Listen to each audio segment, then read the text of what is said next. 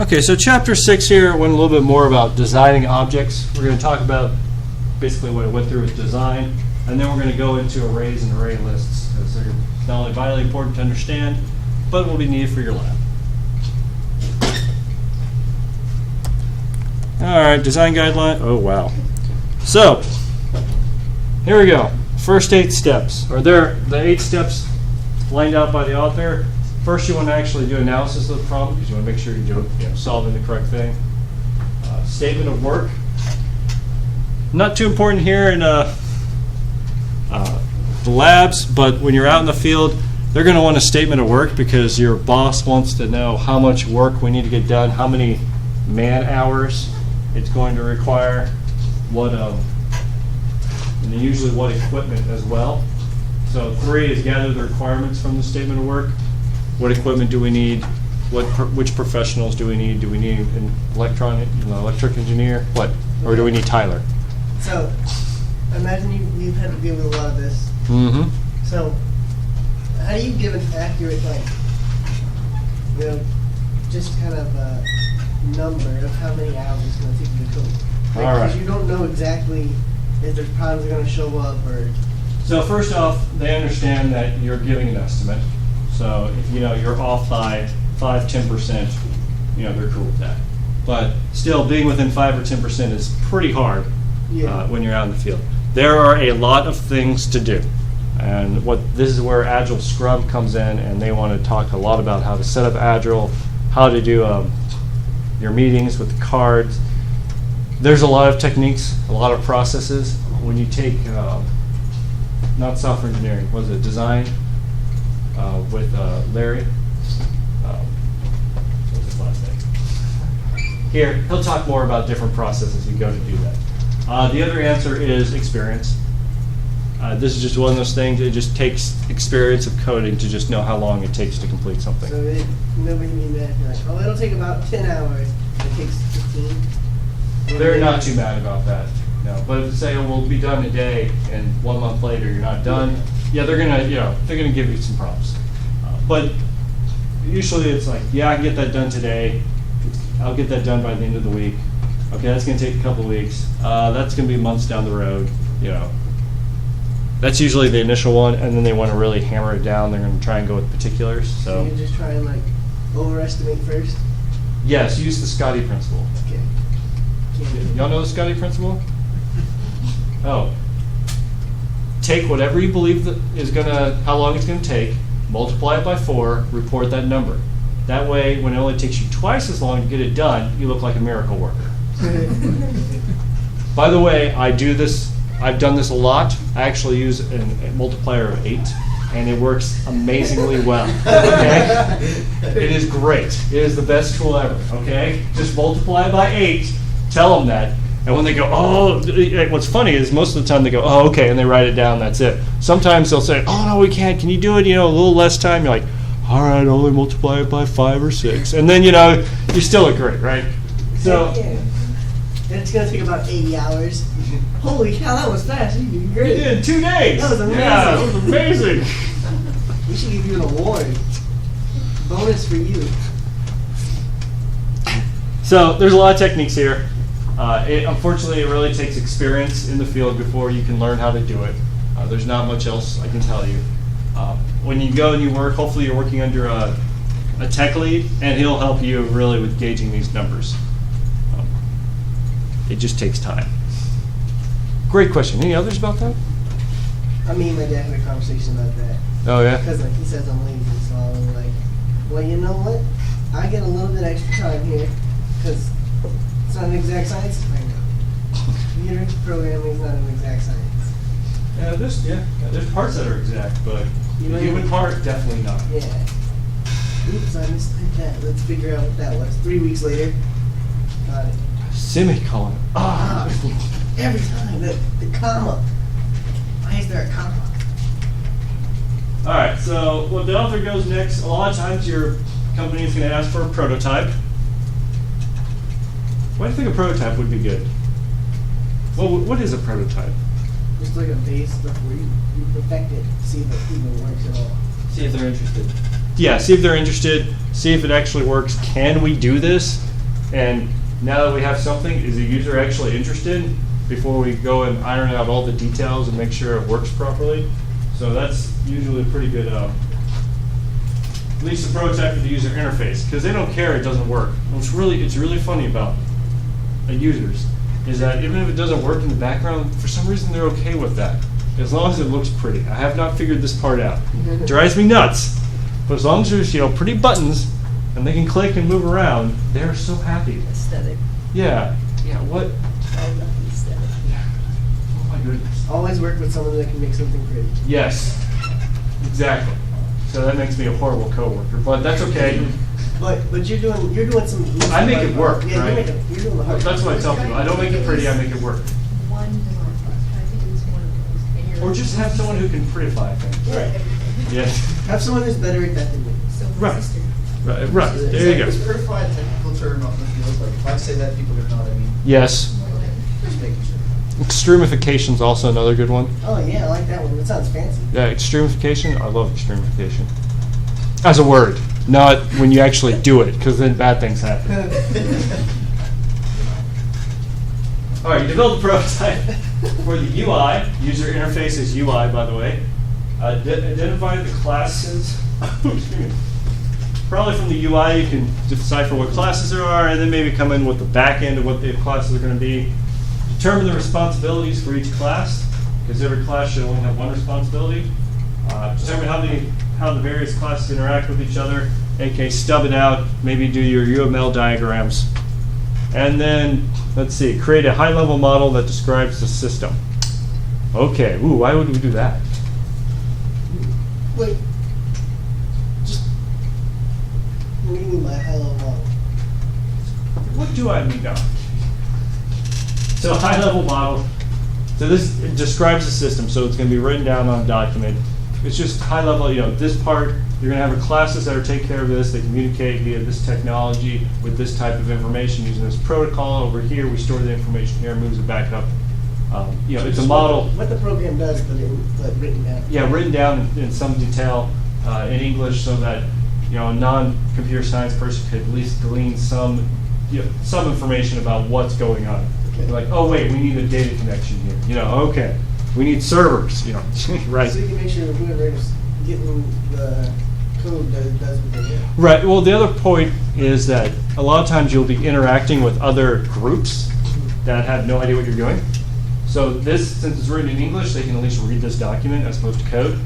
And they can tell you if there's any error, like, oh, whoa, if you send the information over here, it's a security risk, or they can't deal with that information, maybe you're going to have to do something else. So the model is really to help you iron out the gross errors or the large errors in your program.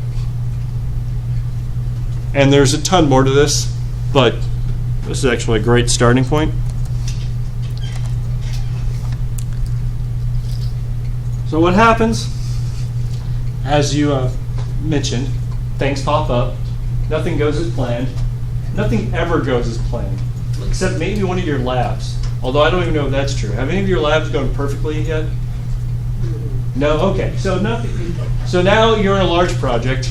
It's really not going to go as planned, right? So you need to plan for disaster because it's going to happen. So your design's an ongoing process. After testing the product, design changes will pop up. It's always my favorite. We write the document with the UI. We have the customer look at it, sign off on every single page, sign a page that says they don't want anything else. We go, we do exactly what they want. Then they come back and say, oh, we need this over here. Thanks. So that happens all the time. Then you got to redo your design. You said you have paper that they sign. So what happens is you have your paper that they're signed, so that just means you can ask for more money, which is not really that big of a deal. But at least now you can say, hey, look. Always do that. Yeah, always do that. Yeah, you don't want that to be open-ended. Make them they'll sign. say This that is you a- didn't say that when This you is did. a tough thing. I need a little bit more info. Well, no, you just said that wasn't part of original requirements, so it wasn't part of the original deal. It's an extension to the deal. And they go, oh, okay. And then, yeah, there you go. Didn't you just do the Then you just do this motion. They understand what's up. And now, but see now, Well, now they have to renegotiate the extension, right? It's not like we said, oh, it's going to only be an extra $100. We get to renegotiate how much that's going to cost. So Then you just like, originally we had planned like $5,000. I'm gonna need an extra 3 for this tiny extension. It's gonna take a lot more work to make it work. right. So then there are the ethical sides of things, but But that's not what this class is about. but we're talking about at least protecting yourself here for when you're being abused by the user, because they will abuse you. Not intentionally, by the way. It's just the nature of the beast. Requirements. Woo. Really? We have to tell you why they need to identify early? Yeah, so if the requirement change, you have to go all the way back to the beginning. And that costs a lot. But if you can get all the requirements pinned down on paper early on, any change is pretty cheap then. All right. Safety versus economics. Would you want to cross a bridge that has not been inspected or tested? Anyone? Yeah, depends on what for. Just a nice little walking bridge. Well, what if it's one of those, The you know, suspension from the bridge. movies where all the boards have been rotted through, a couple of the ropes are gone? See? I mean, you always know what happens, right? Yeah, you always want that. It's gonna fall. Right. So just make sure you worked out beforehand and can hold on. Yeah, but what if what you're holding on to breaks as well? Then start praying. Just pray immediately. All right. So unfortunately, a lot of software actually works that way.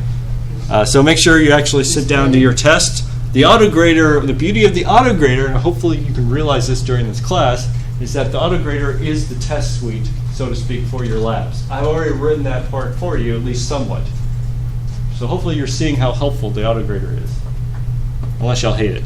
But then you need to tell me, and I'll stop doing I feel it. like it's purposely making everything seem wrong. You Like, I know I wrote it Yeah. correctly. It looks right, and it It's is obvious. right. It's obviously wrong. Green is right. That was beautiful. I know I wrote it correctly, but then it's obviously wrong. According to the false sources of green. Like, how do you know that's accurate? Yeah. How do you know the test is How can I accurate? test? Yeah, who tested the test, right? Yeah, seriously. Yeah, who does? Okay. It's not like somebody's job is to do that. Woo.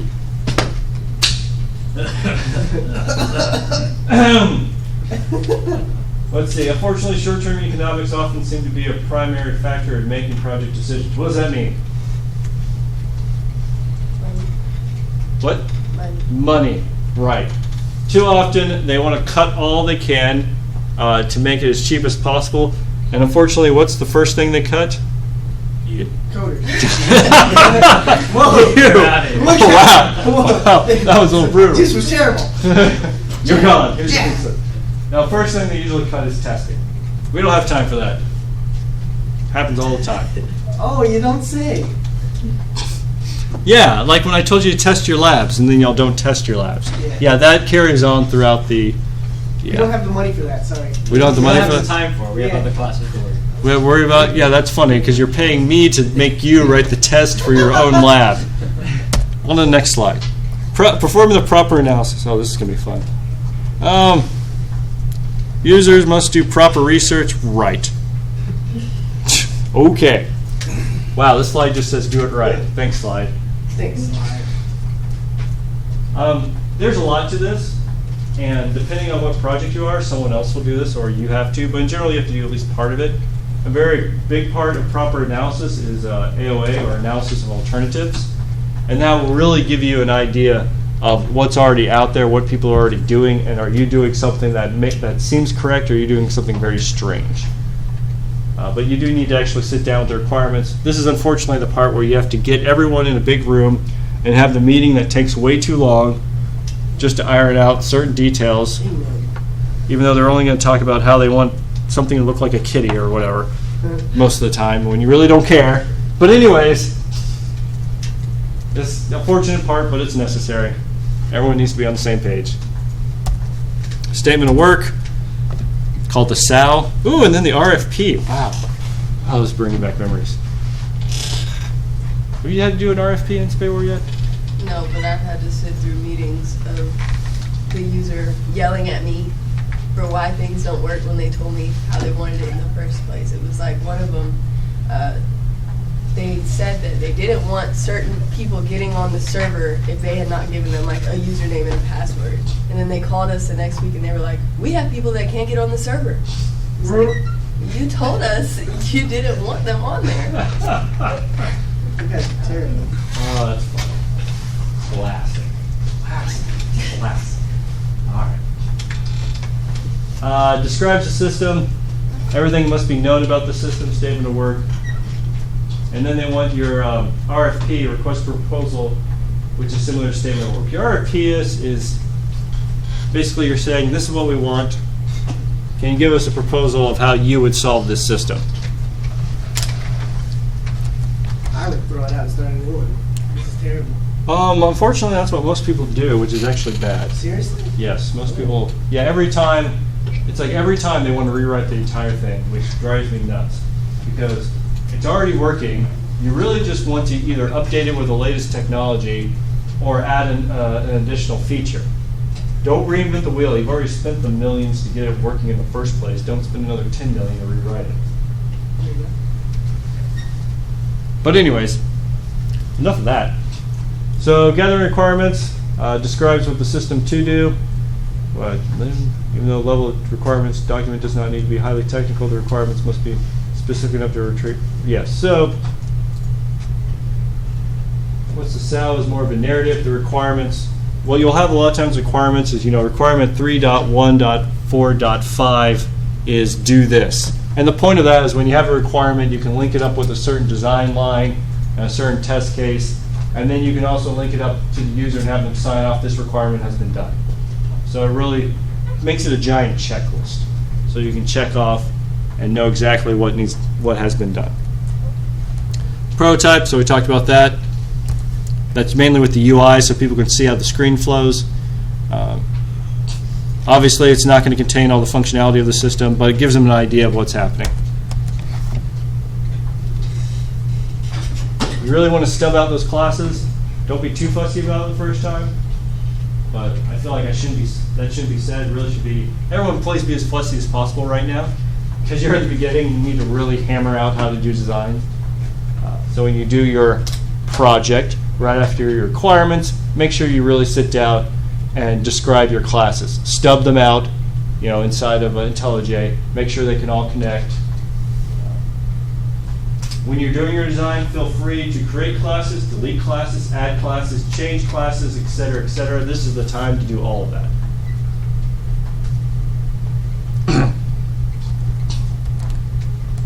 All right, determine responsibilities. This kind of goes hand in hand with the other one. We had our house and room example. The room is responsible for representing a room. The house is responsible for representing a house. But the responsibility of each room, the house delegates to the room object. So it's just how you can divide up the responsibilities.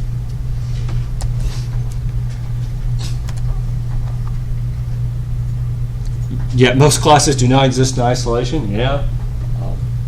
Make sure you know how they can communicate with one another with your design. Good old class model, that would be with UML. For this class, I can see how that might be hard to see why this is important, but do it for your project, because I will be asking for it. This is really just when you're going and you want to give another programmer a high-level view of what's happening. Prototype. Didn't we just have this slide? And okay, any questions on that whole process? Because now we're going to jump into object wrappers. Rappers. That's what I was thinking. Yeah, that's what I was Big thinking. holes up in here, what? All right. So a wrapper is handy because you can encapsulate someone else's code. So if someone else's class is not quite doing what you want it to, you can wrap their class in your class and then just extend it to have the way you want it to work. That way you leave his code alone and you just add to it what you want. That's all a wrapper really is for this class. Yeah, that's all a wrapper is in object-oriented programming. Structure code, huh. Well, as code is written in object-oriented manner, the code inside the main is structured code. All three basics are sequence, conditions, and iterations. Okay?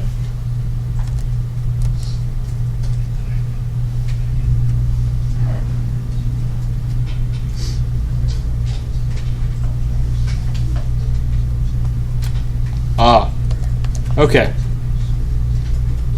That's interesting. So this actually prints it out in a structure because you have main, and then over here we're using it as a function. All right. Interesting way of putting it. Okay. The point here, this is a really almost absurd example. What we're trying to get to understand with object-oriented programming is beforehand, you had int main, you go one line by another line by another line down the down the case. Here, you really want to think about an object does something. It takes inputs or manipulates. It's responsible for something, and the object is responsible for that. In this case, the sum math class is responsible for adding two integers. Really crazy, very trivial example, but it's responsible for adding. This is opposed to your structured code or your procedural code where you write the program to do the add. Here you're incrementing. Over here, you just have a class that's responsible for adding. Class responsible for rooms. Notice that room doesn't have a main. It's responsible for behaving like a room. House doesn't have a main. It's just responsible for behaving like a house.